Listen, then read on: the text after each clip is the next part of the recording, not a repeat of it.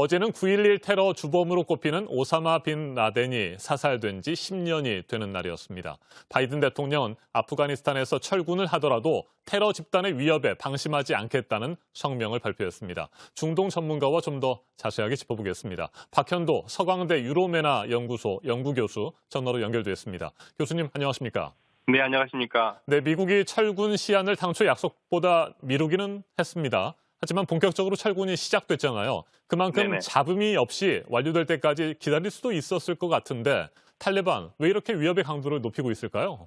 사실 탈리반으로서는 잃을 것이 없죠. 계속적으로 혼란을 가중하면 좋은 일이고요. 그렇다고 해서 미국이 그 계획을 바꿔서 철수를 번복하지는 않을 상황이기 때문에 그렇죠.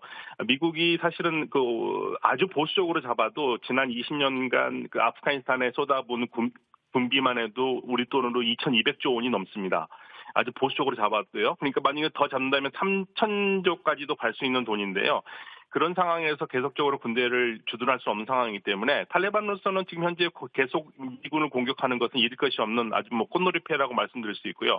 특히나 어제 같은 경우에는 빈라덴이 10주년 기일이었기 때문에 여기에도 일종의 보복의 메시지도 있고요. 또 어저께는 탈레반 쪽에서 말을 했습니다. 원래 5월 1일 날 나갔어야 되는 건데 왜 안 나갔느냐. 그래서 네. 거기에 대한 약속 위반으로 자기네들이 공격을 한다라는 그러한 의미를 주기도 했습니다. 그러니까 계속적으로 이런 혼란이 있을 수밖에 없는 상황입니다. 네, 미군이 완전히 철수한 뒤에 말이죠. 아프가니스탄의 상황도 우려가 됩니다.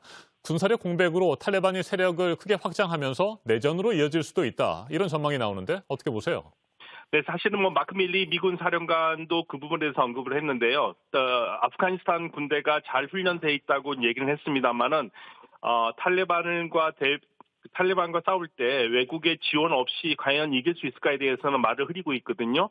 따라서 미국이 빠지고 나토군이 빠지면은 당연히 지금 아프가니스탄은 내전으로 갈 수밖에 없는 상황이 될 것이고 이런 경우에 미국이 다시 개입할 수 있을 것인가라는 것에 대해서 약간 의문이 갑니다. 왜냐하면 79년에 소련이 아프가니스탄을 침공했지만 실패했고 미국도 실패를 했거든요.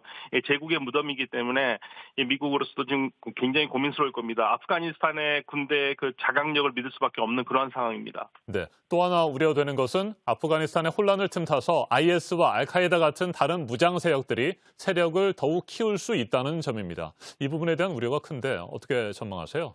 물론 바이든 대통령은 알카에다가 현재 약화됐다고 얘기는 했지만요. 이 세력들이 절대 사라질 세력들은 아니고요. 앞으로 이 아프가니스탄을 중심으로 해가지고 파키스탄과 혼란이 계속될 수밖에 없는 상황입니다. 이쪽 지역이 엄청난 산악지대고 이 산악지대이기 때문에 사실상 전쟁을 이길 수 없는 상황들이거든요. 알렉산더, 소련, 미국 전부 다 그러한 지형의 어려움 때문에 결국엔 전쟁에 패배하고 지금 나가고 있는 상태이기 때문에 이러한 그 지형에서는 IS나 알카에다 같은 테러 세력들이 당연히 또아리를 틀 수 있는 아주 최적의 환경입니다. 안타까운 부분들입니다. 알겠습니다. 말씀 잘 들었습니다. 박현도 서강대 유로메나 연구소 연구교수였습니다. 미군의 공백을 틈타서 탈레반이 세력을 확장하고 있습니다. 그런데 정작 국민을 보호해야 할 아프가니스탄 주류 정치권은 권력 투쟁과 부패로 제 역할을 하지 못하고 있습니다. 탈레반이 다시 장악할 경우 아프가니스탄 여성들의 인권도 크게 후퇴할 것이라는 우려가 나옵니다. 아프가니스탄 국민들은 미국이 아무런 대안도 없이 우리를 탈레반의 손에 남겨둔 채 떠나고 있다며 두려움을 호소하고 있습니다.